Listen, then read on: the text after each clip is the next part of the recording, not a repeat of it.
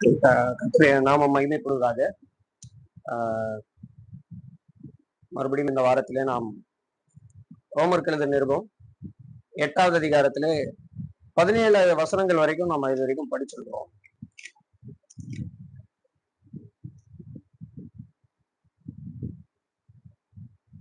பதினெட்டாவது வசனத்திலிருந்து 30வது வசனம் வரைக்கும் உள்ள பகுதியை தான் நம்ம அடுத்து பார்க்க வேண்டியிருக்கு.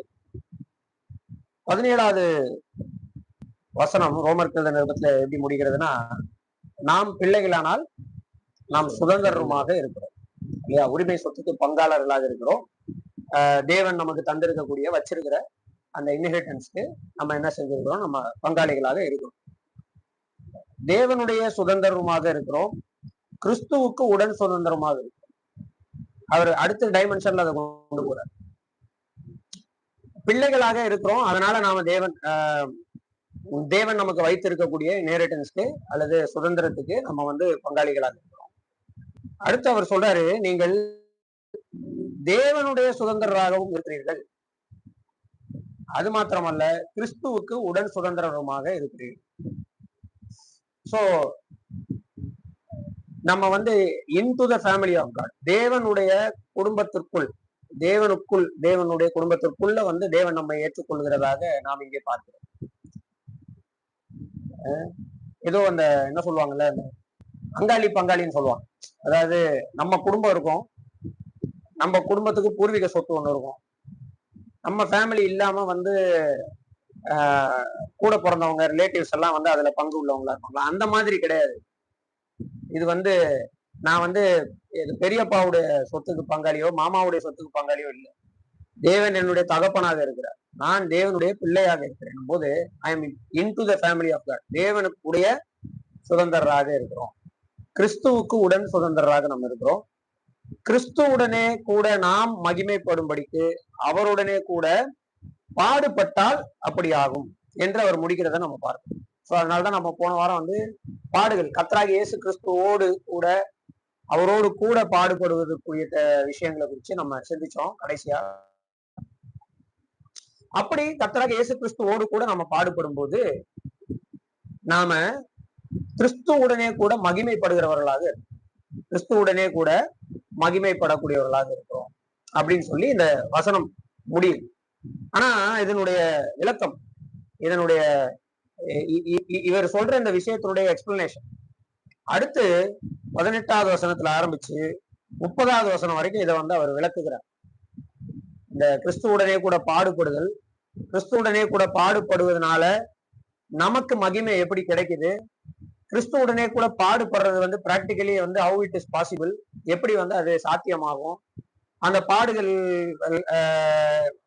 என்ன ஆக்சுவலி, இது எல்லாத்தையும் பத்தி அவர் எக்ஸ்பிளைன் பண்றாரு. 18ல இருந்து 30 வரைக்கும் அதை எக்ஸ்பிளைன் பண்ணிட்டு அதுக்கப்புறம் 31ல இருந்து 39 வரைக்கும் அடுத்த ஒரு தலைப்புக்குள்ள போறாரு. இப்போ அந்த 18வது வசனத்துல இருந்து 30வது வசனம் வரைக்கும் சும்மா ஒரு சுருக்கமா நம்ம வாசிச்சிருவோம். வாசிட்டு நம்ம அதுல எல்லாத்தையுமே இன்னைக்கு நம்ம பார்க்க முடியாது. அப்ராக்சிமேட்லி 25வது வசனம் வரைக்கும் இன்னைக்கு நம்ம படிக்கிறதுக்கு முயற்சி செய்ய போறோம். ஆதலால் இக்காலத்து பாடுகள் இனி நம்மிடத்தில் வெளிப்படும் மகிமைக்கு ஒப்பிடத்தக்கவைகள் அல்லவென்று எண்ணுகிறேன். மேலும் தேவனுடைய புத்திரர் வெளிப்படுவதற்கு சிருஷ்டியானது மிகுந்த ஆவலோட காத்து கொண்டிருக்கிறது.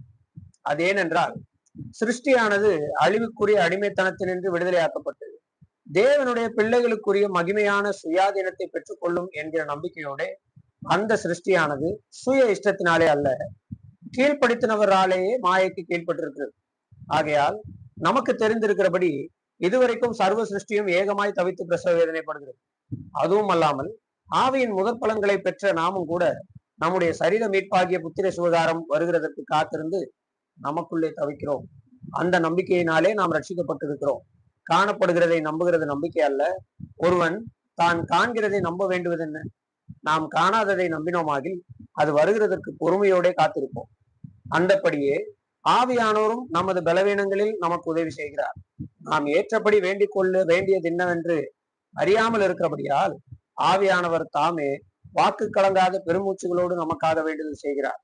ஆவியானவர் தேவனுடைய சித்தத்தின்படியே பரிசுத்தவான்கள் செய்கிறபடியால் இருதயங்களை ஆராய்ந்து பார்க்கிறவர் ஆவியின் சிந்தனை இன்னதென்று அறிவார்.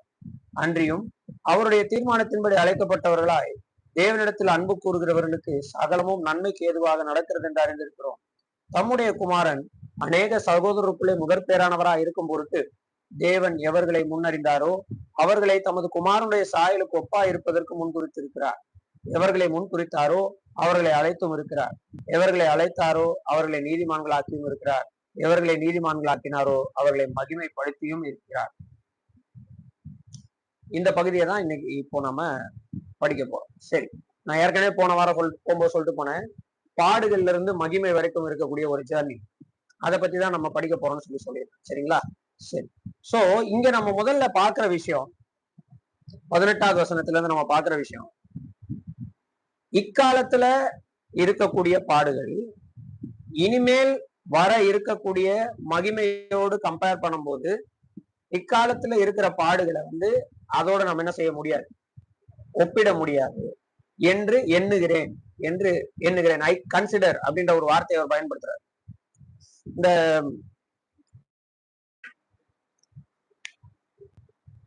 8வது அதிகாரம் அதனுடைய 18ல இருந்து 30 வரைக்கும் இருக்கிற பகுதியை தான் நம்ம படிச்சுட்டு இருக்கோம். ஃபர்ஸ்ட் அவர் சொல்றாரு, ஐ கன்சிடர், எண்ணுகிறேன்.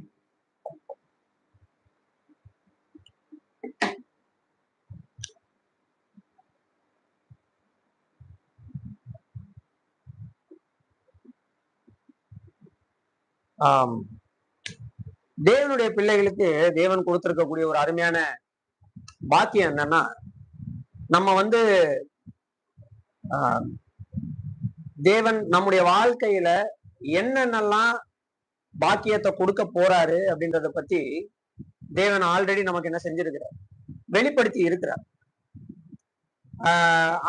அதை குறித்து அறிந்து கொள்வதற்கு தேவன் நமக்கு என்ன செஞ்சிருக்கிறாருன்னா கிருபை என்ன செஞ்சிருக்கிறார், தந்திருக்கிறார்.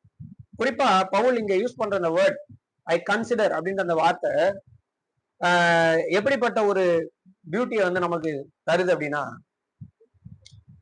நம்ம கிறிஸ்தவத்துல நமக்கு இருக்கக்கூடிய நம்பிக்கை ஏதோ ஒரு கண்மூடித்தனமா நமக்கு ஃபியூச்சர் ரொம்ப நல்லா இருக்கும், பிரைட்டா இருக்கும் சொல்லுவாங்கல்ல. இப்போ இந்த பர்சனாலிட்டி டெவலப்மெண்ட் கிளாஸஸ் எல்லாம் போனீங்கன்னா அந்த மோட்டிவேஷன் டாக் கொடுப்பாங்க.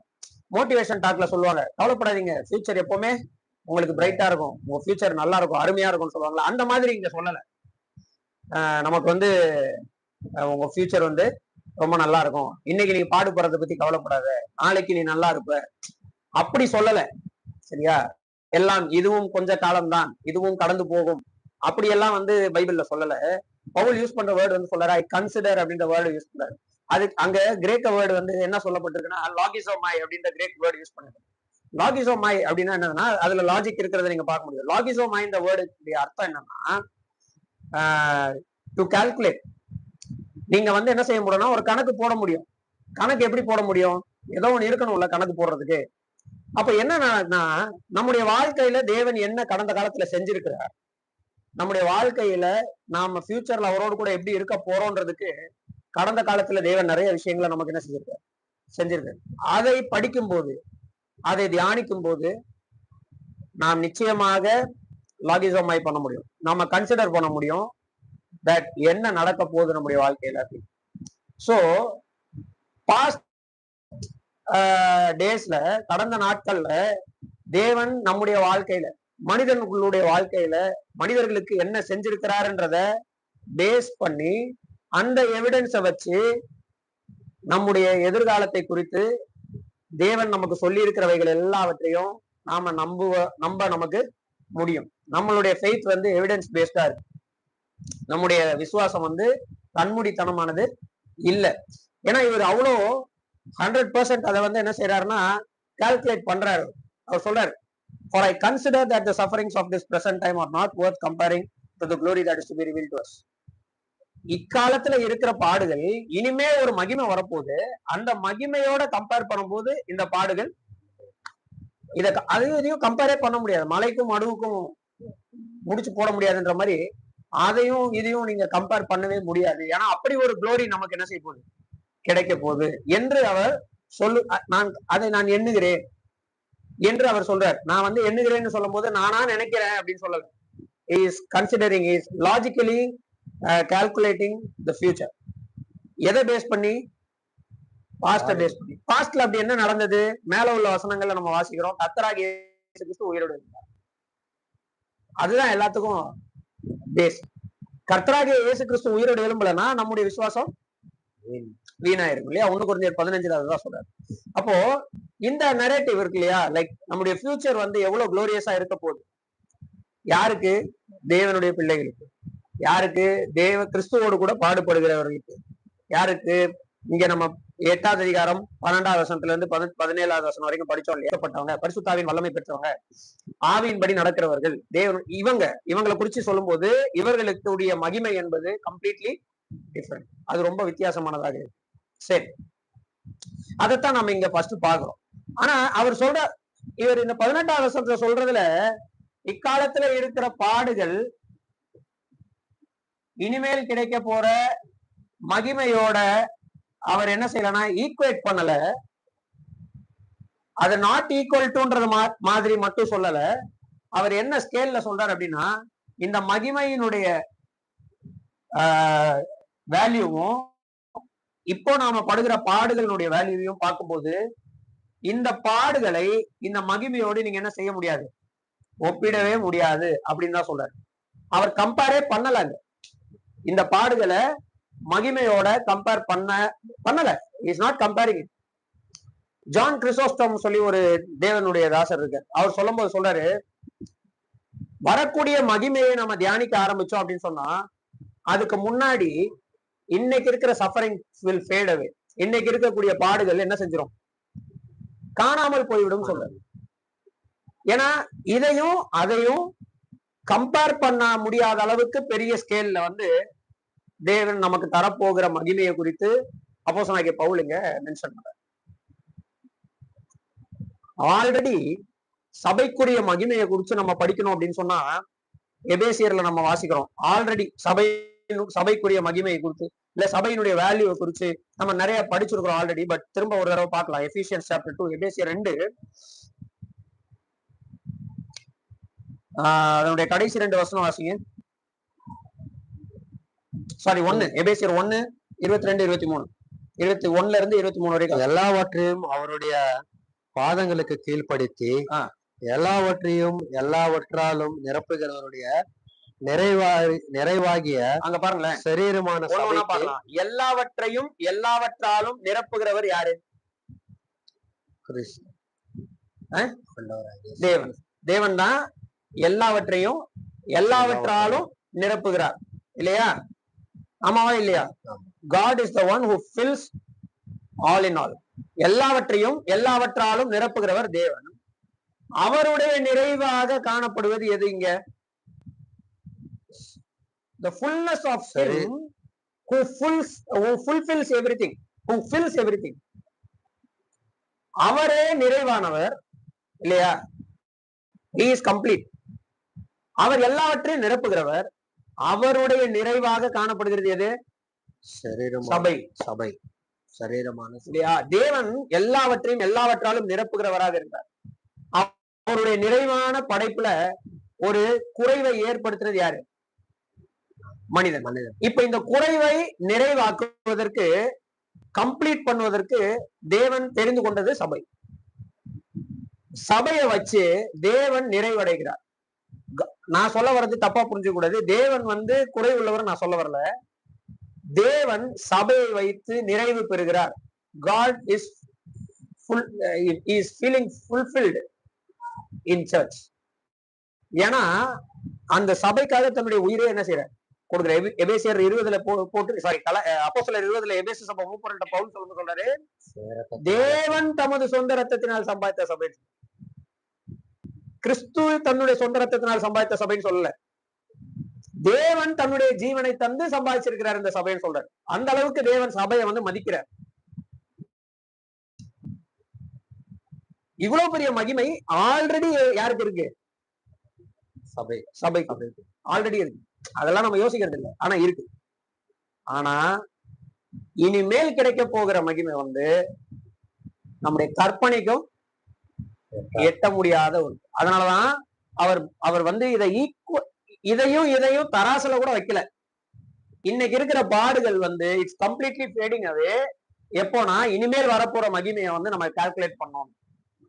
இனிமே நமக்கு கிடைக்க போற மகிமைய கவனிச்சோம் அப்படின்னா இக்காலத்தில் இருக்கும் பாடுகள் ஒன்றுமே. அப்போ பவுல் என்ன பண்றாரு அப்படின்னா, ஏன் வந்து பாடுகள்ல வந்து இவங்க சந்தோஷப்படுறாங்க அப்போஸ்தலர்? ஏன் வந்து பாடுகள்ல வந்து அவங்க பாடுபடுவதில் வந்து அவங்க நிறைவு பெறுறாங்க? ஏன் பாடுபடுவதை பாக்கியமாக கருதுறாங்கன்னா அவங்களுக்கு தெரியும் அவர்கள் இனிமேல் அவர்களுக்கு கிடைக்க போகிற மகிமையை நினைச்சாலே, ஜஸ்ட் அதை பத்தி யோசிச்சா, அதை தியானிச்சா, மெடிடேட் பண்ணா, இன்னைக்கு இருக்கிற பாடுகள் வந்து கிறிஸ்துக்காக நான் படுகிற பாடுகள் வந்து கம்ப்ளீட்லி நத்திங், ஒண்ணுமே கிடையாது. அது டோட்டலாவே மறைந்து போகக்கூடியதா. அதாவது அது பாடுகள் என்பது நம்முடைய வியூல கூட இருக்காது. அந்த மாதிரியான ஒரு மகிமையை அவர் வந்து கம்பேர் பண்றத நம்ம பார்க்கணும். அதை பண்ணிட்டு அவர் சொல்றாரு 19வது வசனத்துல கிரியேஷன் பத்தி பேசுறார். சிருஷ்டிப்பை பத்தி கொண்டு வர்றார். படைப்பு, தேவனால் உருவாக்கப்பட்ட படைப்புகளை கொண்டு வர்றார். இந்த என்டையர் யூனிவர்ஸ வந்து அவர் கொண்டு வர்றார். தேவன் படைத்த படைப்புகள் இது எல்லாம் மிக நன்றாய் இருந்ததுன்னு சொல்லி ஆதியாகமம் 1 நம்ம வாசி. தேவன் தாம் உருவாக்கின எல்லாத்தையும் பார்த்தார், இட் வாஸ் வெரி குட், அவைகள் மிகவும் நன்றாய் இருந்தது, இல்லையா? அப்படிதான் நம்ம பாக்குறோம் ஆதியாகமம் 1ஆம் அதிகாரத்தினுடைய கடைசியில. இப்படி தேவன் வந்து மிகவும் நன்றாக படைத்த அந்த படைப்புகள் 10வது வசனத்துல சொல்றாரு, இந்த சிருஷ்டி என்ன செய்தான்? 19 தேவனுடைய புத்திரர் வெளிப்படுவதற்கு சிருஷ்டியானது மிகுந்த ஆவலோட காத்து கொண்டிருக்கிறது. சன்ஸ் ஆஃப் காட், தேவனுடைய புத்திரர் வெளிப்படுவதற்கு. யார் இந்த இடத்துல தேவனுடைய புத்திரர்ன்றது? இந்த இடத்துல யார் இந்த கான்டெக்ட்ல? நம்ம மேல உள்ள வசனங்கள்ல படிச்சுட்டு வந்தோம் இல்லையா? 14வது வசனம். 14வது வசனம் என்ன சொல்லுது? தேவனுடைய ஆவியினாலே நடத்தப்படுகிறவர்கள் தேவனுடைய புத்திரராக இருக்கிறார்கள். or who are led by the spirit of God are sons of God. அந்த கான்டெக்ட்ல தான் நம்ம இதை பார்க்கிறோம். நீங்க உடனே யோபு 1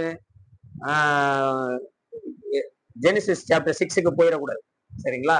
இந்த இடத்துல சன்ஸ் ஆஃப் காட் வந்து இம்மிடியட் கான்டெக்ட் நம்ம பார்த்தோம்னா உடனடியா இதுக்கு மேல சன்ஸ் ஆஃப் காடை பத்தி பேசிட்டு தான் இங்க சொல்றாரு, சரிங்களா? அந்த தாட் ஃப்ளோக்குள்ள அப்படியே நம்ம கிராஸ் பண்ணி வந்தோம்னா என்ன புரிஞ்சுக்கலாம்னா, யார் வந்து ரட்சிக்கப்பட்டிருக்கிறாங்களோ, யாரு கிறிஸ்துவுக்குள்ள இருக்கிறாங்களோ, அப்படிதான் போட்டுருக்கு ரோமர் 8:1. கிறிஸ்து இயேசுவுக்கு உட்பட்டவர்களா இருந்து, those who are in Christ Jesus, ஆவியின்படி மாம்சத்தின்படி நடவாமல் ஆவியின்படி நடக்கிறவர்கள். திரும்ப அதை ரீஅஃபர்ம் பண்றாரு 14வது வசனத்துல, those who are led by the spirit of God, தேவனுடைய ஆவியினாலே நடத்தப்படுகிறவர்கள் எவர்களோ அவர்கள் தேவனுடைய சன்ஸா இருக்கிறாங்க, தேவனுடைய புத்திரரா இருக்கிறாங்க. இப்ப 19வது வசனத்துல சொல்றாரு, தேவனுடைய புத்திரருடைய ரெவலேஷன் ஒண்ணு இருக்கு. தேவனுடைய புத்திரர் ஒரு நாள் வெளிப்பட போறாங்க. அப்படின்னா என்ன அர்த்தம்? இந்த இடத்துல ரெவலேஷன் யாருக்கு? 19வது வசனத்துல ரெவலேஷன் யாருக்கு? இந்த இடத்துல கிரியேஷன், படைப்புக்கு தான் இந்த ரெவலேஷன். தி என்டையர் கிரியேஷன், தேவன் உருவாக்கின ஒட்டுமொத்த படைப்புக்கும் யார பத்தி தெரிய போகுது? சன்ஸ் ஆஃப் காட், தேவனுடைய புத்திரரை பத்தி தெரிய போகுது. தேவனுடைய புத்திரர் சன்ஸ் ஆஃப் கிரியேஷனுக்கு, ஒட்டுமொத்த படைப்புக்கும் வெளிப்பட போகிற நாள் ஒன்று வரப்போகிறது. அந்த நாள் வரைக்கும், அந்த ரெவலேஷன் அவங்க அந்த படைப்புகளுக்கு கிடைக்கிற வரைக்கும் இந்த படைப்புகள் வந்து என்ன செஞ்சுக்கிட்டு இருக்கு அப்படின்னா, மிகுந்த ஆவலோடு என்ன செஞ்சு கொண்டு இருக்கிறது? காத்து கொண்டு இருக்கிறது. இந்த இடத்துல அவர் பயன்படுத்துற வார்த்தை ரொம்ப அருமையான ஒரு வார்த்தை. ஆவலோடு எதிர்பார்த்து கொண்டு இருக்கிறதுன்றது வேர்டு வந்து அந்த இடத்துல ஒரு வேர்ப் இருக்கு, அப்போகாரடோக்கியா அப்படின்னு ஒரு கிரீக் வேர்ட். அதனுடைய அர்த்தம் என்ன அப்படின்னா, to stretch the neck forward. ஏதாவது ஒன்று ஆவலோட பார்க்கணும், எப்படி பார்ப்பீங்க? அதாவது இப்போ நான் திடீர்னு இப்ப பைபிள் ஸ்டடி தானே, இப்படி சாஞ்சு உட்காந்து இருப்பீங்க. திடீர்னு நான் மேஜிக் பண்ண போறேன்னா என்ன பண்ணுவாங்க? சீட்டோட எட்ஜுக்கு வந்துட்டு என்ன பண்றோம், பைபிள் ஸ்டடி அன்னைக்கு ஏதோ பண்ண வர, ஏதோ ஒரு இது இருக்குல்ல, ஒரு எக்ஸ்பெக்டேஷன் இருக்கும், ஒரு ஆவல் இருக்கும், என்ன பண்ண போறாரு அப்படின்னு. அந்த மாதிரி இந்த படைப்புகள் என்ன பண்ணிட்டு இருக்கு? எவ்வளவு நாள் காத்துக்கிட்டு இருக்கு? எப்பா எத்தனை வருஷம் காத்துக்கிட்டு? ஆனா அதுக்கு ஆவல் குறையவே இல்லை. இந்த படைப்புகள் எல்லாமே தேவனுடைய புத்திரர் ஒரு நாள் வெளிப்படுவார்கள்னு வெயிட் பண்ணிட்டு. ஆனா தேவனுடைய புத்திரர் இப்ப இருக்கிறாங்க, நம்ம தான், வேற யாரும் இல்ல. ஆனா நாம படைப்புகளுக்கு தேவனுடைய புத்திரராக வெளிப்படும் காலம் வரும். இன்னைக்கு படைப்புகளை பொறுத்த அளவுக்கு நம்ம சாதாரண அவைகளில் ஒன்று. we are one among the creation. இன்னைக்கு நாம படைப்புகளில் ஒன்றாக இருக்கிறோம் இல்லையா? அத மனுஷனே அப்படிதான் சொல்றான். Man is a social animal அப்படின்னா சோசியாலஜி கிளாஸ்ல இல்லையா? மனிதன் ஒரு சமூக பிராணி. மனிதனே மனுஷனை மிருகத்தோட தான் ஒப்பிடுறான். ஏன்னா விழுந்து போன உலகத்துல நம்ம என்ன செஞ்சுட்டு இருக்கோம்? வாழ்ந்துட்டு. we are living in a fallen world. அதனால இந்த fallen worldல நாம் மனிதர்கள் among one among the creation, நம்ம படைப்புகளில் ஒன்றாக தான் பார்க்கப்படுகிறோம். படைப்புகள் அப்படிதான் நம்மளையும் பார்க்குது, நாமளும் படைப்புகள் அப்படிதான் பார்க்குது. ஆனா இங்க பவுல் 2 பேருக்கு ஒரு மெசேஜ் சொல்ல வர்றாரு. that we are going to be a revelation to the creation. நாம ஒரு நாள் இந்த கிரியேஷனுக்கு, படைப்புகளுக்கு வெளிப்பாடாக வந்து நிக்க போறோம். அது யாருக்கு தெரியும்னா படைப்புகளுக்கு தெரியும். அதுக்காக இந்த படைப்புகள் என்ன பண்ணி கொண்டிருக்கின்றன? ஆவலோடு எதிர்பார்த்து கொண்டிருக்கின்றன. அடுத்து சொல்றாரு, அது ஏன் என்றால் ஒய் இந்த படைப்புகள் அழிவுக்குரிய அடிமைத்தனத்துல இருக்குது. அவங்க ஒரு ப்ராசஸ் ஆஃப் டீகேல இருக்கிறாங்க. நீங்க எல்லா படைப்புகளையும் எடுத்துக்கோங்க, ஒரு எக்ஸ்பைரி டேட் இருக்கு. சில மரங்கள் சில 1000 வருஷங்கள் வாழும். there are few trees which can live for some thousands of years. some என்ன சொல்றது, சில ட்ரீஸ் எல்லாம் 1200 years 2000 years வாழ்ற ட்ரீஸ் எல்லாம் இருக்கு. ஆனா அது என்றென்றைக்கு அப்படியே இருக்காது. அது கண்டிப்பா ஒரு நாள் என்ன செய்யும்? டீகே ஆகும். எல்லாமே அழிவுக்கு நேராக போய் கொண்டிருக்கிறது. இந்த அழிவு அப்படின்ற அடிமைத்தனத்துக்குள்ள ஒட்டுமொத்த படைப்பு இருக்கு. அழிவு அப்படின்ற அடிமைத்தனத்துக்குள்ள, டிஸ்ட்ரக்ஷன் அப்படின்ற அந்த பாண்டேஜ்க்குள்ள the entire creation இருக்கு. நீங்க தேவன் படைத்த எந்த ஒரு படைப்பை எடுத்துக்கொண்டாலும் எதை நோக்கி போய் கொண்டிருக்கிறது? அழிவை நோக்கி போய் கொண்டு. அது நமக்கு நல்லாவே தெரியும். ஒரு 200 இயர்ஸ்க்கு முன்னாடி இருந்த பூமியின் வளம் இப்போ இல்ல. நிறைய இடங்கள்ல நிறைய வளங்கள் டிஸ்ட்ராய் ஆயிடுச்சு இல்லையா? நாம தான் அழிக்கிறோம், வேற எதுவும் இல்ல. பட் நான் என்ன சொல்ல வரேன்னா, the entire creation எதை நோக்கி போயிட்டு இருக்கு? அழிவை நோக்கி போய் கொண்டிருக்கு. அது ஒரு அடிமைத்தனத்துக்குள்ள இருக்குது. இந்த அடிமைத்தனத்துல இருந்து அவங்க விடுதலையாக்கப்படுவார்கள். அது மட்டும் இல்ல, தேவனுடைய பிள்ளைகள் யாரு? மேல சொல்லப்பட்ட சன்ஸ் ஆஃப் காட், அவங்களுக்குரிய மகிமையான ஃப்ரீடம் யாரும் பெற்றுக்கொள்வா? இந்த சிருஷ்டிகளும் இந்த சிருஷ்டிப்பும் பெற்றுக்கொள்ளும் அப்படின்ற ஒரு நம்பிக்கையோட, அவங்களுடைய விருப்பத்தினாலே அல்ல, கீழ்படுத்தினவராலேயே மாயைக்கு கீழ்பட்டிருக்கிறது. இந்த ரொம்ப லாங் சென்டென்ஸ் இது. 20வது வசனமும் 21வது வசனமும் கொஞ்சம் கவனமா நம்ம அதை என்ன செய்யணும், பார்க்கணும். இவர் என்ன சொல்ல வர்றாருன்னா, சன்ஸ் ஆஃப் காட், தேவனுடைய ஆவியினாலே நடத்தப்படுகிறவர்கள்.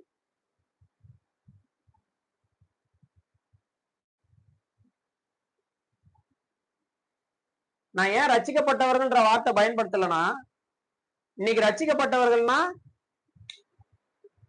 சர்ச்சை வர எல்லாரும் ரட்சிக்கப்பட்டவங்க ஒரு மைண்ட் செட் இருக்குது. சரியா?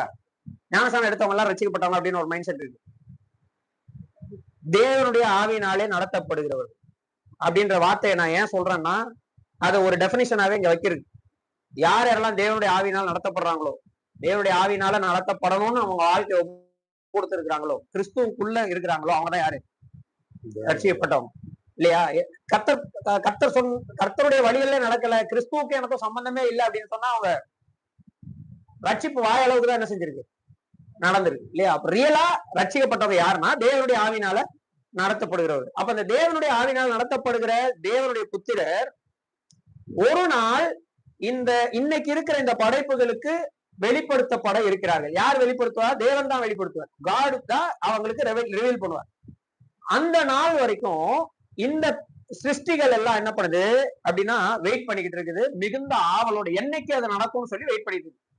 ஏன் அதுங்களுக்கு அந்த ஆவல்? எதற்காக இந்த சிருஷ்டிப்புக்கு இவ்வளவு ஆவல் இருக்கு அப்படின்னா, இந்த சிருஷ்டிப்புகள் எல்லாம் இன்னைக்கு ஒரு பிரச்சனையில இருக்கு. அதனாலதான் அவங்க வெயிட் பண்றாங்க.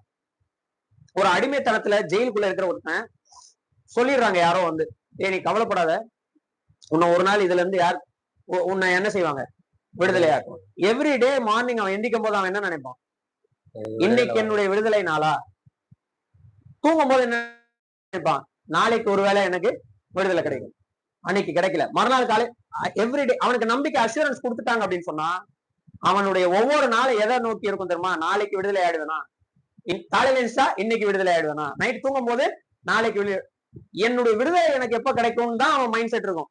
ஐயோ நான் ஏன் ஜெயில இருக்கிறேன்ற மைண்ட் செட் இருக்காது. அந்த தவிப்பை அவன் தாங்கிப்பான். இந்த தவிப்பை அவன் என்ன செய்வான், தாங்கிக் கொள்வான். ரெண்டு விதமான காத்திருப்பை குறிச்சு நம்ம பார்க்கலாம். இந்த அதிகாரம் ஒரு விஷயம், ஃபார் எக்ஸாம்பிள் ஒரு கேன்சர் பேஷண்ட் 4th ஸ்டேஜுக்கு போயிட்டாங்க, யாருமே குணப்படுத்த முடியாது, இன்னும் ஒரு வருஷம் இல்ல 1.5 வருஷம் தான் நீங்க உயிர் வாழ்வீங்க, இல்ல 6 மாசம் உயிர் வாழ்வீங்கன்னு சொல்லிட்டாங்கன்னு வச்சுக்கோங்களேன் யாராவது, அவங்களுடைய வெயிட்டிங் ப்ராசஸ் எப்படி இருக்கும், அவங்களுடைய காத்திருப்பு எப்படி இருக்கும், இறக்க போறதுக்காக தான். குடும்பத்துக்கு செய்ய வேண்டியதை செட்டில் பண்ணிடுவோம், சொத்துக்கு இருந்ததுன்னா பிள்ளைங்களுக்கு கரெக்டா என்ன செஞ்சிருவோம், பிரிச்சு கொடுத்துடணும், நாளைக்கு நம்ம பாரமா யாருக்கும் இருக்கக்கூடாது, மரணத்தை நோக்கி தான் போயிட்டு இருப்பாங்க, டையிங் பேஷண்டா இருப்பாங்க, அவங்களுக்கு ஹோப் இல்லை. ஆனா அதே மாதிரி ஒரு பேஷண்ட் வேணாம், ஒரு அம்மா கற்பம் தரிச்சிருக்கிறாங்க,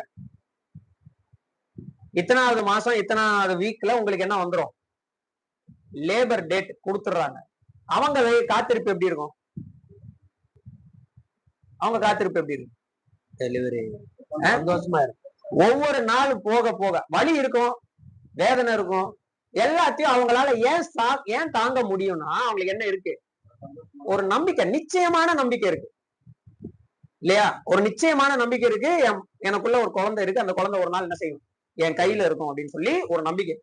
அந்த நம்பிக்கைக்காக அவங்க ஒவ்வொரு நாள் என்ன செய்வாங்கன்னா அப்படியே போயிட்டே இருப்பாங்க. எஸ்பெஷலி அந்த லேபர் வீக், நாளைக்கா இன்னைக்கா நாளைக்கா இப்படியே போயிட்டு இருக்கு கரெக்டா. அவங்களுக்கு வந்து ஒரு சந்தோஷமும் மகிழ்ச்சியும் கலந்த நம்பிக்கையின் எதிர்பார்ப்பு இருக்கும். ஆனா ஒரு டையிங் பேஷண்ட்டுக்கு அது இருக்காது. இப்ப பவுல் இந்த இடத்துல இந்த சிருஷ்டிப்புகளை குறித்து பேசும்போது என்ன மாதிரியான நம்பிக்கை இவைகளுக்கு இருக்குதுன்னு சொல்லி, என்ன மாதிரி எதிர்பார்ப்பு இவைகளுக்கு இருக்குதுன்னு சொல்லி சொல்றாரு அப்படின்னா, ஒரு லேபர் பெயின்ல இருக்கக்கூடிய ஒரு அம்மாவுக்கு, ஒரு ஸ்திரீக்கு என்ன எதிர்பார்ப்பு இருக்குமோ அந்த மாதிரியான எதிர்பார்ப்பை தான் இவர் என்ன செய்யறாரு, இங்க மென்ஷன் பண்றாரு. ஐயோ நம்ம அழிய போறோம்ல, ஐயோ நம்ம அழிச்சே போயிடுவோமா என்ற அந்த எதிர்பார்ப்பு இல்லை, சரிங்களா. அதனால இந்த பகுதியை நம்ம படிக்கும் போது இந்த சிருஷ்டிப்புகளுக்கு தேவன் ஒரு நம்பிக்கை கொடுத்திருக்கிறார். தட் என்ன நம்பிக்கைனா, ஒரு நாள் சன்ஸ் ஆஃப் காட் என்ன செய்வாங்க, வருவாங்க, அவங்க மகிமையோட என்ன செய்வாங்க, வருவாங்க. அந்த நாள்ல உங்களுக்கு என்ன நடக்கும், 20வது வசனத்துல சொல்லியிருக்கு, இன்னைக்கு அவங்களுக்கு இருக்கிற அந்த டீகேயிங் ப்ராசஸ்ல இருந்து அவங்க விடுதலை ஆக்கப்பட்டு தேவனுடைய பிள்ளைகளுக்குரிய மகிமையான ஃப்ரீடம், தேவனுடைய பிள்ளைகளுக்கு கர்த்தர் தந்திருக்கக்கூடிய அந்த மகிமையான ஒரு சுயாதீனத்தை யாரும் பெற்றுக்கொள்வார், இந்த சிருஷ்டிப்புகளும் பெற்றுக்கொள்ளும்ன்ற நம்பிக்கையோடு காத்திருக்கிறது.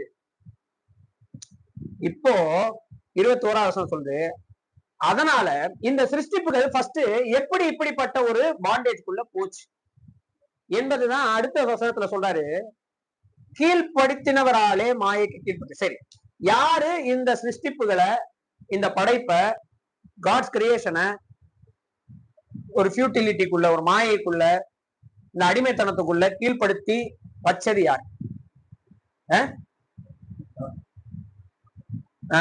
21வது வசனம் பாருங்க. அந்த சிருஷ்டியானது சுய இஷ்டத்தினாலே அல்ல, கீழ்ப்படுத்தினவராலேயே மாயைக்கு கீழ்பட்டு இருக்கிறது. அப்ப யார அந்த சிருஷ்டிப்பை கீழ்படுத்தி வச்சிருக்கிறா? தேவன் வச்சிருக்கார், சாத்தான் கிடையாது,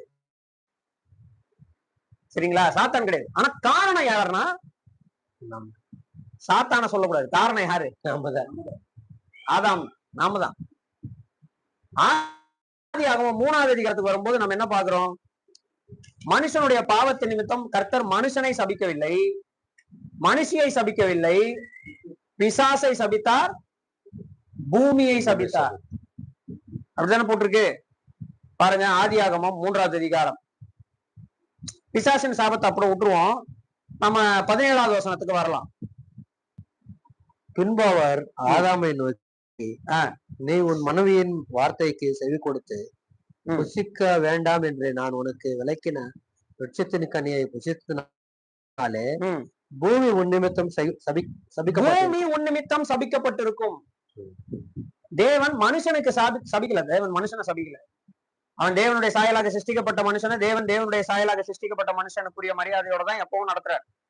நீங்க ரசிக்கப்பட்டிருக்காங்களோ ரசிக்கப்படலாங்களோ, each and every individual in this world is an image of God. ஒவ்வொரு நபரும் தேவனுடைய சாயல் தான். ஆனா தேவனுடைய சாயலாக இருக்க தவறுகிறோம். நாம என்ன செய்யறோம்? பிசாசின் அடிமைத்தனத்துல வாழ்ந்தோம், பாவத்துல வாழ்ந்தோம். நம்ம we did not represent God. நாம் தேவனை என்ன செய்யல? பிரதிபலிக்கல, ரிஃப்ளெக்ட் பண்ணல. தேவன் என்ன செய்யறாரு அப்படின்னா, கர்த்தராகிய இயேசு கிறிஸ்துவை கொண்டு வந்து, அதாவது அவர் perfect image of his person, தேவனுடைய தற்சொரூபமாக இருக்கக்கூடியவர். கொலோசியர் எழுதின நிருபம் 1வது அதிகாரத்துல வாசிக்கிறோம், for he is the image of the invisible God. காண முடியாத தேவனுடைய சொரூபமாக, இமேஜாக அவர் வந்தார். அவர் வந்து என்ன செய்யறாரு அப்படின்னு சொன்னா, மனிதன் என்றால் எப்படி இருக்க வேண்டும் என்பதை கற்றுக் கொடுக்கிறாரு. தேவன் எப்படி பட்டவர்ன்றத மனுஷனுக்கு கற்றுக் கொடுக்கிறார். இது ரெண்டுமே அவர் இந்த பூமியில செய்யறாரு. தேவன் இன்டென்ட் பண்ண மனிதன் யாருன்றத இந்த பூமியில வாழ்ந்து காமிச்சாரு. தேவன் யாருன்றத மனிதனாக இருந்து மனுஷன். இதனால மனிதர்களாகிய நாம தேவனை பார்க்க முடியுது. தேவன் யாருன்றத அறிந்து கொள்ள முடியுது.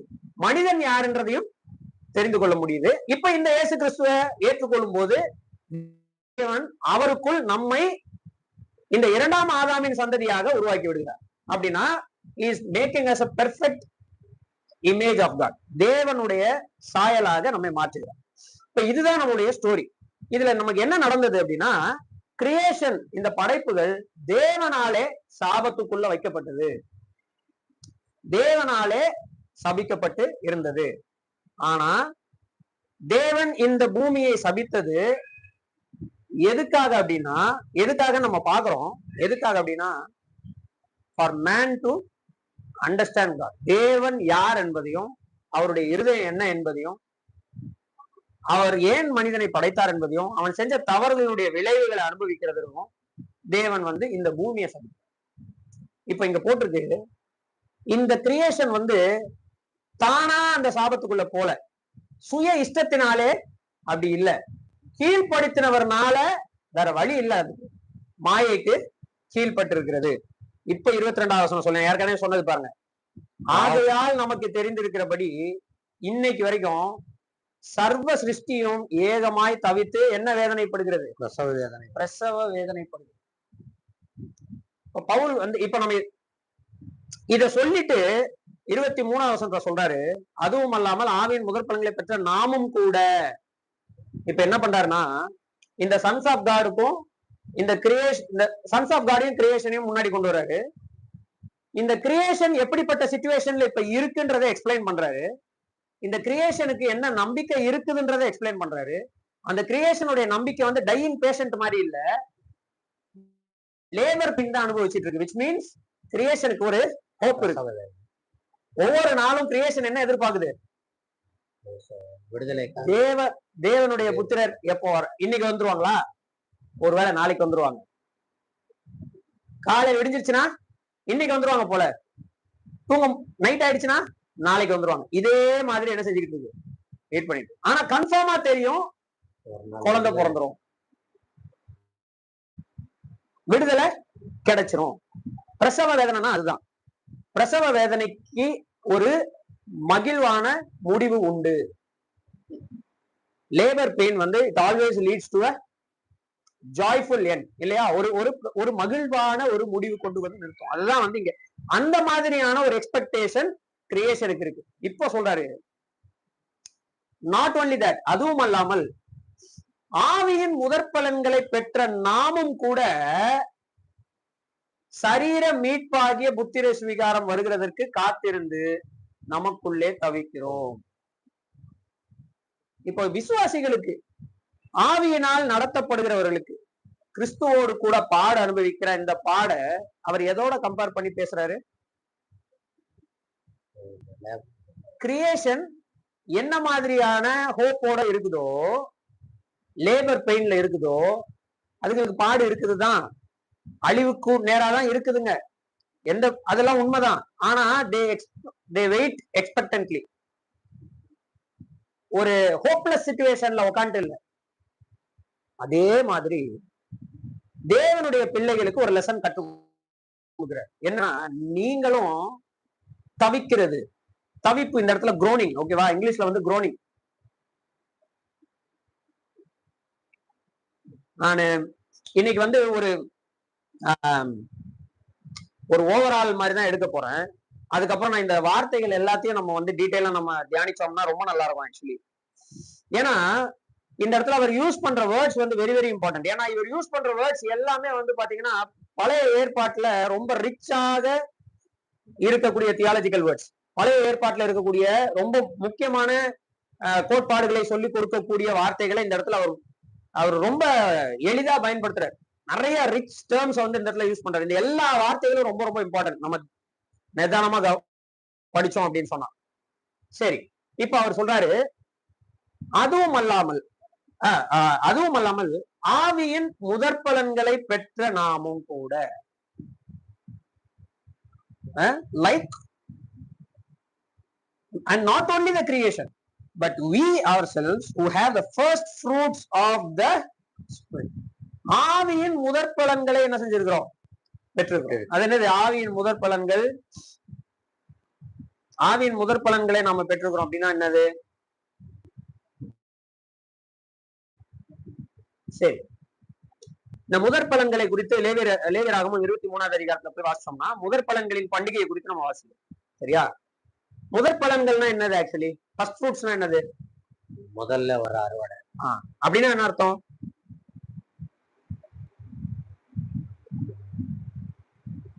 முதற்பலன்கள் என்றால் கேரண்டின்னு அர்த்தம். First fruits are always guarantee for a great harvest. கரெக்டா? முதற்பலன்கள் வந்துருச்சுன்னா நிச்சயமா ஒரு நல்ல அறுவடை இருக்குதுன்னு அர்த்தம். அதுதானே முதற்பலன்கள் தான் நமக்கு அச்சாரம். முதற்பலன்கள் தான் நமக்கு கேரண்டி. முதற்பலன் தான் நமக்கு என்னது? நமக்கு என்ன எதிர்பார்ப்பு தரும்னா நல்ல ஒரு அறுவடை இருக்கு. முதற்பலன்கள்னா ஃபர்ஸ்ட் வரக்கூடிய ஃப்ரூட்ஸ் இல்லையா? ஃபர்ஸ்ட் வெளியே வரக்கூடிய ஃப்ரூட். அந்த ஃப்ரூட் வந்துருச்சுனாலே ஒரு எதிர்பார்ப்பு, நமக்கு இந்த சீசன்ல நிறைய மாங்காய் கிடைக்கும் இல்லையா? ஒரு மாமரத்துல பாக்குறோம், ஃபர்ஸ்ட் ஒரு ஃப்ரூட் வருது, ஃபர்ஸ்ட் சில ஃப்ரூட்ஸ் வருது, அதை பார்த்த உடனே ஒரு ஹாப்பினஸ் கிடைக்கும். நிச்சயமா இந்த வாட்டி நமக்கு என்ன உண்டு? ஒரு நல்ல அறுவடை இருக்கு, நல்ல நமக்கு இந்த சீசன்ல நிறைய மாம்பழம் நமக்கு கிடைக்கும் இல்லையா? அதுதான் முதற்பலன்களுடைய இது. கர்த்தருக்கு அந்த முதற்பலன்களை கொண்டு போய் என்ன செய்வாங்க? கொடுத்து அதை அப்படியே அசைவாட்டுவாங்க இல்லையா? புதிய ஏற்பாட்டுல நாம இதை எப்படி வாசிக்கிறோம் அப்படின்னு சொன்னா, கிறிஸ்துவோ மரித்தோரிலிருந்து எழுந்தவர்களில் முதற்பலனாக. இப்ப இந்த ரோமர் நிருபம் 8வது அதிகாரத்துல நாம எதை பத்தி படிச்சிட்டு இருக்கோம்னா, the resurrection of Jesus Christ. கர்த்தராகிய இயேசு கிறிஸ்துவை ஒருவர் உயிரோடு எழுப்பினார். யாரு? பரிசுத்த ஆவியானவர் இல்லையா? அந்த பரிசுத்த ஆவியானவர் தான் யார்கிட்ட கொடுத்திருக்காரு? 11வது வசனம் சொல்லுது, நம்மையும் உயிர்ப்பிப்பார். கரெக்டா? 11th verse என்ன சொல்லுது? அன்றியும் கிறிஸ்துவை மரித்தோரிலிருந்து எழுப்பினருடைய ஆவி உங்களில் வாசமாயிருந்தால், கிறிஸ்துவை மரித்தோரிலிருந்து எழுப்பின ஆவியானவர் தாமே உங்களில் வாசமாயிருக்கிற தம்முடைய ஆவியானவர் கொண்டு உங்களை மறுபடியும் என்ன செய்வார்? உயிர்ப்பிப்பார். So there is a guarantee. இயேசு கிறிஸ்து உயிரோடு எழுந்தது ஃபர்ஸ்ட் ஃப்ரூட். ஆவியின் முதற்பலன் ஏன் சொல்லியிருக்கு? Because through the holy spirit, பரிசுத்த ஆவியானவரை கொண்டுதான் கர்த்தராகிய இயேசு கிறிஸ்து என்ன செய்யப்பட்டார்? உயிரோடு எழுந்தார். அப்ப ஆவியின் முதற்பலன்களை நாம பெற்று இருக்கிறோம். ஆமாவா இல்லையா? பெற்று இருக்கிறோம். நமக்குள்ள அந்த ஆவியானவர் தான் இருக்கிறார். யார உயிரோடு எழுப்பினவர்? அப்ப நம்ம 100% என்ன நம்பலாம்? அவருக்குள்ள சாகர எல்லாரும் அவரை மாதிரியே என்ன செய்வாங்க? உயிரோட எழும்புவாங்க. அது வரைக்கும் தவிக்கிறோம். அது வரைக்கும் என்னது? இந்த தவிப்பு, பாடுகள், இது எதுவுமே இன்னைக்கு நமக்கு இருக்கக்கூடிய ஜுரம், காய்ச்சல், தலைவலி, மூட்டு வலியை பத்தி பேசலை. இது கிறிஸ்துவோடு கூட பாடுபடுகிறத பத்தி பேசுது. கிறிஸ்துவோடு கூட பாடுபடுறதுனால நோய் வருதா? கிறிஸ்துவோடு கூட பாடுபடுறதுனால முட்டி வலி வருதா? கிறிஸ்துவோடு கூட பாடுபடுறதுனால லாஸ் வருதா? கிறிஸ்துவோடு கூட பாடுபடுறதுனால சோதனைகள் வருதா? இந்த தவிப்பை குறித்துதான் இங்க என்ன செய்யறார்? பேசுகிறார் இல்லையா? நார்மலா இருக்க நமக்கு பக்கத்துல நிறைய ஹாஸ்பிட்டல் இருக்கு, அங்க போயிடலாம். ஆனா இந்த பாடுகள் அப்படி இல்லை. இந்த பாடுகள் வந்து நமக்கு மகிழ்ச்சியை தருது. ஏன்னா இந்த சிருஷ்டிப்பை போல நாமும் எதிர்பார்த்து கொண்டிருக்கோம். சிருஷ்டிப்பு நாம வருவோம்னு எதிர்பார்க்குது, நாம சரீர மீட்பு கிடைக்கும்னு எதிர்பார்க்கும். ஏன்னா நம்ம போட்டுக்கிட்டு இருக்க இந்த ட்ரெஸ் இருக்குல்ல, இந்த சரீரம், இந்த டென்ட், இந்த கூடாரம், இது அழிவுக்கு நேரா போயிட்டு இருக்கு. இது கண்டிப்பா ஒரு நாள் என்ன செய்யும்? ஆனா உயிரோடு எழும்பும் போது நமக்கு கிடைக்கக்கூடிய மகிமையுள்ள சரீரம், அது சரீரம் மீட்புன்னு சொல்லி வேதம் என்ன செய்யுது சொல்லு இல்லையா? ரிடெம்ஷன் ஆஃப் த பாடி. அந்த சரீரம் மீட்பு என்னைக்கு வருதோ அன்னைக்குதான் இந்த சிருஷ்டிப்புகளுக்கு தேவனுடைய புத்திரர் வெளிப்படுவாங்க. அது வரைக்கும் நாமளே மண் பாண்டங்களுக்குள்ளதான் இருக்கிறோம். we are inside the jars of clay. நாமளே மண் பாண்டங்களுக்குள்ளதான் இருக்கோம். அதனால இந்த கிரியேஷனுக்கு நம்மள தெரியாது. நமக்குள்ள இருக்கக்கூடிய மகிமை, இந்த மீட்கப்பட்ட மனிதன் ஒரு நாள் மகிமையின் சரீரம் அணிந்தவனாய் என்ன செய்வான்? கூட்டமா வருவான். யாரோடு கூட? கிறிஸ்துவோடு கூட. அந்த நாள் என்றைக்கு வருதோ அன்னைக்கு வரைக்கும் கிரியேஷன் என்ன பண்ணும்? பிரசவ வேதனைப்பட்டு கொண்டே இருக்கும். நாம அது வரைக்கும் என்ன பண்ணுவோம்? தவித்து கொண்டு இருப்போம். என்ன செய்து கொண்டிருப்போம்? பழைய ஏற்பாட்டுல எபிரேய மொழியில இந்த குரோனிங் அப்படின்ற அந்த வார்த்தைக்கு ஒரு அருமையான வார்த்தை இருக்கு. அந்த வார்த்தைய பழைய ஏற்பாட்டுல எப்படி டிரான்ஸ்லேஷன் பண்ணிருக்காங்க தெரியுமா? தியானம்னு டிரான்ஸ்லேஷன் பண்ணிருக்காங்க, மெடிடேஷன் டிரான்ஸ்லேஷன் பண்ணிருக்காங்க. ஃபார் எக்ஸாம்பிள், சங்கீதம் 1, கர்த்தருடைய வேதத்தில் பிரியமாயிருந்து இரவும் பகலும் அவருடைய வசனத்தின் மேல் தியானமாய் இருக்கிறவன். சரியா? அந்த தியானமாய் இருக்கிறவன்ற வேர்டுக்கு ஹீப்ரு வேர்டு என்ன தெரியுமா? ஹக்கா. ஹக்கா அப்படின்னா குரோனிங் அர்த்தம். என்னது? மொனங்கிறது. குரோனிங்னா என்னது? ஒரு வெயிட்ட தூக்க முடியாம தூக்கும் போது வாயில இருந்து ஒரு சவுண்ட் வரும்ல, அதுக்கு பேரு தான் குரோனிங். சரியா? அந்த வார்த்தையை தான் தியானத்துக்கு போட்டிருக்கு எங்க? சங்கீதத்துல. இப்போ நாம பவுலுடைய பேக் ஆஃப் த மைண்ட்ல is a Jew with rich Jewish heritage இல்லையா? நம்முடைய தவிப்பு தான் நமக்கு தியானமே. நம்முடைய தவிப்பு தான் நம்முடைய தியானம். அதனாலதான் பாடுகள் படுவதை பாக்கியம்னு யார் சொன்னா? அப்போஸ்தலர்கள் சொல்றாங்க. ஆமாவா இல்லையா? கிறிஸ்துவுக்காக பாடுபடுவதை பாக்கியம் என்று எண்ணினார்கள், அதனாலே சந்தோஷமாக தங்கள் இடத்துக்கு போனார்கள். அப்படிதான் அப்போஸ்தலர்களை வாசி. அவர்கள் கூப்பிட்டு மிரட்டி இயேசு கிறிஸ்து நாமத்துல நீ பிரசங்கிக்க கூடாதுன்னு சொன்ன உடனே நாங்க அப்படிதான் பிரசங்கிப்போம்னு சொல்லிட்டு வெளியில வரும்போது அங்க போட்டிருக்கு, கிறிஸ்துவுக்காக பாடுபடுவதை பாக்கியம் என்று எண்ணி, அதாவது கிறிஸ்துவுக்காக பாடுபடுவதற்கு தங்களுக்கு தகுதி கிடைச்சது அப்படின்றதுனால அதை பாக்கியம்னு எண்ணி மிகுந்த சந்தோஷத்தோட அவர்கள் திரும்பி போனார்கள் அப்படின்னு எழுதி.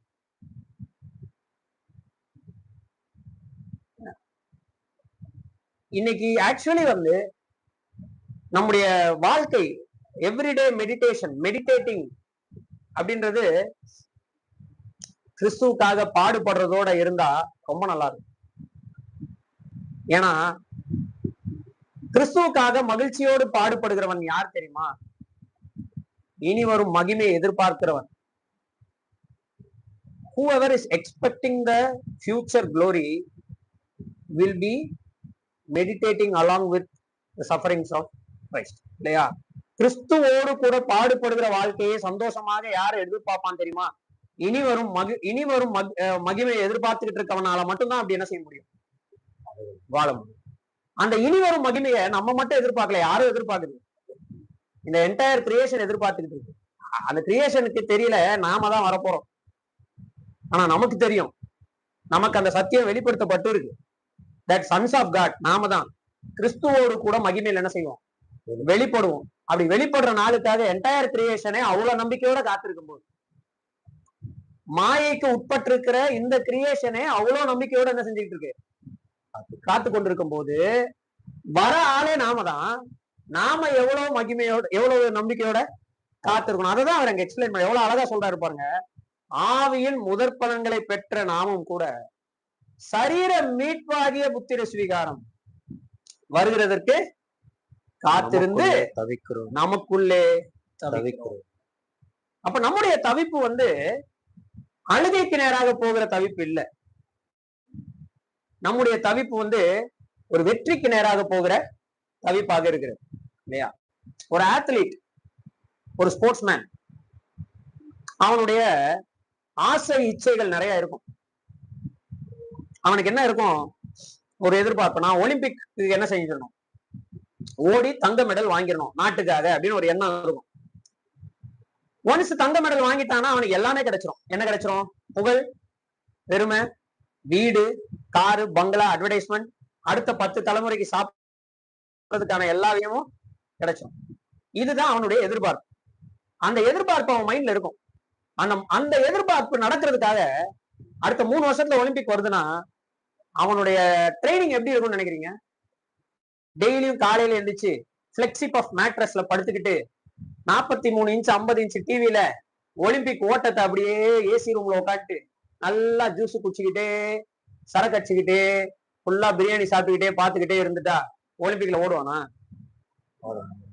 அவன் என்ன பண்ண வேண்டியது? ஹார்ட் ஒர்க், பாடுபடும். அவன் ஒரு நாள் கூட காலையில 5 மணிக்கு மேல தூங்க மாட்டான். 4 மணிக்கு எழுந்துச்சு ரெடி ஆயிட்டு தேவையான எல்லா ரெஃப்ரெஷ்மெண்ட்டும் பண்ணிட்டு களத்துல இருப்பான், கிரவுண்ட்ல இருப்பான். அவன் டயட்டு இவன் ஆசைப்பட்ட மாதிரி சாப்பிடவே முடியாது. அடுத்த 3 வருஷத்துக்கு இவனுக்கு பிடிச்ச உணவுகள் எல்லாம் தவிர்க்கணும். பிடிச்ச ஃபங்க்ஷன்ஸ்க்கு, மீட்டிங், இதுக்கெல்லாம் போக முடியாது. ரிலேட்டிவ்ஸோட வெட்டிங் அந்த மாதிரிலாம் போனா கூட எதுவும் தொடக்கூடாது. அவன் நல்லா சாப்பிட்டு இருப்பான், இவன் எதுவும் சாப்பிடக்கூடாது. இவன் கட்டுக்கோப்பா இருக்கணும். இவங்க தூங்கிட்டு இருப்பாங்க, வீட்டுல இருக்கிறவங்க எல்லாரும் தூங்குவாங்க, இவன் காலையில ஜிம்ல இருக்கணும். வலியும் வேதனையும் அனுபவிக்கணும். இவன் வலியும் வேதனை இப்ப எப்படி அனுபவிப்பான்? சந்தோஷம் எதை மைண்ட்ல வச்சுட்டு அனுபவிப்பான்? இனிமே அவனுக்கு கிடைக்க போகிற மகிமையை மைண்ட்ல வச்சுதான் அனுபவிப்பான். அதனால அவன் சந்தோஷமா அனுபவிப்பான். அது கிடைச்ச உடனே அவன் கடைசி லாஸ்ட் 3 இயர்ஸ் பட்ட பாடுகள் அவன் மைண்ட்ல ஒரு செகண்ட் கூட இருக்காது. நான் சொல்ல புரியுதா இல்லையா? இது ஆஃப்டர் ஆல் இந்த உலகத்தோட முடிஞ்சு போகக்கூடிய ஒரு விஷயத்துக்காக தீங்கு அனுபவிக்கிற. ஆனா இங்க நாம பாக்குறது அப்படி இல்லை. இங்க தேவனுடைய பிள்ளைகளுக்கு தேவன் வைத்திருக்கக்கூடிய மகிமை, எதிர்கால மகிமை, சந்தோஷம் என்பது இன்னைக்கு நாம கிறிஸ்துவுக்காக பாடுபடுகிற அந்த பாடுல இருக்கிற வழியோட சுத்தமா கம்பேர் பண்ண முடியாத அளவுக்கு மாபெரும் உயரத்தில் இருக்கிறது. 2வது, நமக்கு இந்த கிரியேஷனுக்குரிய ரெஸ்பான்சிபிலிட்டி யாருக்கு இருக்கு? அதனாலதான் go and preach the gospel to all creation சொல்றாரு இயேசு கிறிஸ்து. மார்க் 16:15 என்ன சொல்லியிருக்காரு? சர்வ சிருஷ்டிக்கும் சுவிசேஷத்தை பிரசங்கியுங்கள். ஏன்? நாம தான் சன்ஸ் ஆஃப் காட், நாம தான் வரப்போறோம். நாம வந்தாதான் யாருக்கு விடுதலை? தேவன் சிருஷ்டிப்பின் மேல அக்கறை உள்ளவரா இருக்காரா இல்லையா? அப்ப சிருஷ்டிப்புக்கு விடுதலை தருவாரா தரமாட்டாரா? சிருஷ்டிப்பு விடுதலை ஆகணும்னா யார் விடுதலை ஆகணும்? அப்ப நமக்கு தருவாரா தரமாட்டாரா? எப்படி தருவாருன்னு நம்பலாம்னா முதற் பலன்கள் வச்சிருக்கோம். யார் அது? கர்த்தராகிய இயேசு. First fruits. அவர் தான் உயிரோடு இருந்து முதல் பலனை நிரூபிச்சார். அவருக்குள்ள இருந்த ஆவியானவர் கேரண்டியா யாருக்குள்ள இருக்கிறார்? எபிசியன்ஸ் சாப்டர் 1 என்ன சொல்லியிருக்கு? ஆவிய நாம் மீட்கப்படும் நாளுக்கென்று முத்திரையாக பெற்றிருக்கிற பரிசுத்த ஆவியானவர். அவர் தான் கேரண்டி, அவர் தான் அச்சாரம். Is a token advance. நிச்சயமா நாம் என்ன செய்யப்படுவோம்? அதனால 24 போட்டிருக்கு, அந்த நம்பிக்கையினாலே நாம் ரட்சிக்கப்பட்டிருக்கிறோம். What is a belief? காணப்படுகிறதை நம்புவது நம்பிக்கை இல்ல. ஒருத்தன் பார்த்துட்டானா நம்ப வேண்டிய அவசியம் இல்ல. நம்ம பார்க்கல, அதனால நம்மளுடைய நம்பிக்கை தான் நம்பிக்கை. அந்த லாஜிக் ரொம்ப நல்லா இருக்கு. ஒருத்தன் ஒரு விஷயத்த பார்த்துட்டான்னா நம்ப வேண்டிய அவசியம் பார்க்காத வரைக்கும் தான் நம்பிக்கை. நம்ம பார்க்கல, ஆனா நமக்கு அஷூரன்ஸ் இருக்கு. எவ்வளவு அஷூரன்ஸ்னா, கிரியேஷன் நிச்சயமா மீட்கப்படும்ன்ற அஷூரன்ஸ் இருக்கு. அது மீட்கப்படணும்னா நாம வரணும். அப்ப நம்ம கண்டிப்பா மீட்கப்படணும். நாம மீட்கப்படுவோன்றதுக்கு அஷூரன்ஸ் பரிசுத்த ஆவியானவர் நமக்குள்ள இருக்கிறார். அவர் யாரு? இயேசு கிறிஸ்துவ மரித்தோர்ல இருந்து உயிரோடு இருக்கிறார். இயேசு கிறிஸ்து உயிரோடு இருந்துட்டாரு. அவருக்குள்ள இருக்கிற பரிசுத்த ஆவியானவர் நமக்குள்ள இருக்கிறாரு. அதனால நிச்சயமா நம்முடைய சரீரம் ஒரு நாள் எந்திக்கும். நாம ஒரு நாள் எந்திக்கிற வரைக்கும் இந்த பூமியில கிறிஸ்துவுக்காக பாடுபடுறதை பத்தி கவலைப்பட வேண்டாம். ஏன்னா இக்காலத்து பாடுகள் இனிமேல் வரப்போகிற மகிமைக்கு ஒப்பானதல்ல. நாம் காணாததை நம்பினோமாகில் அது வருகிறதற்கு பொறுமையோட காத்திருப்போம். எப்படி காத்திருப்போம்? பொறுமையோட காத்து, ரொம்ப பொறுமையோட காத்திருப்போம். வெயிட்டிங் அப்பான் தி லார்ட், அதுவே ஒரு தனி சப்ஜெக்ட். நம்ம கர்த்தருக்காக காத்திருத்தல் அப்படின்றது இந்த கான்டெக்ஸ்டின் படி நான் ஐயோ முடிஞ்சிருமே அப்படின்றதுக்காக காத்திருப்பது அல்ல. எனக்கு நிச்சயமாக நடக்கும் என்று எதிர்பார்ப்போடு காத்திருக்கிறேன். சரி, இப்போ ஒரு கேள்வி. ஒரு லேபர் பெயின் உடைய நிலைமையில காத்திருக்கிறோம். என்டையர் சிஸ்டிப்பும் காத்திருக்கிறது, நாமும் காத்திருக்கிறோம். நம்ம என்ன பண்ணுவோம்? தாய்மார்கள் சொல்லுங்க. ஏன்னா நீங்க தான் அனுபவிச்சிருப்பீங்க. நாங்க உங்க கூட சேர்ந்து இதுதானே பண்ணிருக்கோம், அசிஸ்ட் தான் பண்ணுவோம். நீங்க சொல்லுங்க. தாய்மார், ஒரு தாய்மார் தான் இருக்கிறாங்க, சொல்லுங்க. What will you do? டெய்லியும் தூங்கி தூங்கி எந்திப்பீங்களா? ஓகே, அப்படியே இருப்பீங்களா? என்ன பண்ணுவீங்க டுவர்ட்ஸ் தட் டே? கிரண் வெளியில வர்றதுக்கு முந்தின நாள் வரைக்கும் என்ன பண்ணிட்டு இருந்தீங்க?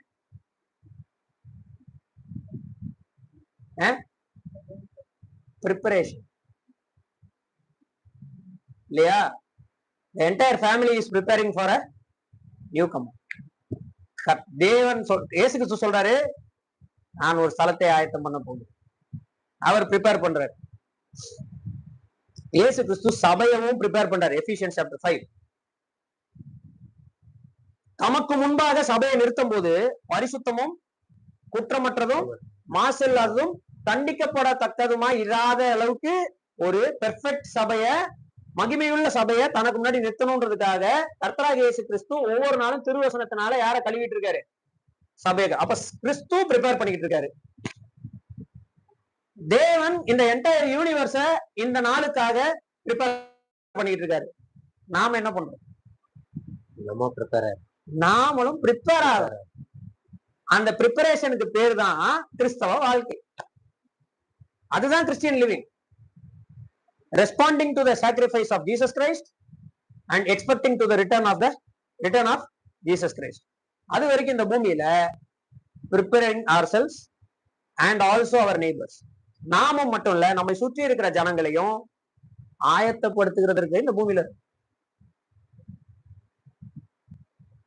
as disciples of Christ, கிறிஸ்துவின் சீஷர்களாக இந்த பூமியில அவர் என்ன சொன்னாரு? நமக்கு பிரிப்பரேஷன் ஒர்க் என்ன சொன்னாரு? நீங்கள் உலகமெங்கும் போய் டிசைபிள் ஆல் த நேஷன்ஸ், எல்லா தேசத்தாரையும் எனக்கு சீஷரா மாத்துங்க. நாம எப்படி அவங்களை டிசைபிள் பண்ண முடியும்? Taking the word of truth, சத்திய வசனத்தை அவங்க கிட்ட என்ன செய்யணும்? கொண்டு போகணும். அவங்கள எஜுகேட் பண்ணணும்.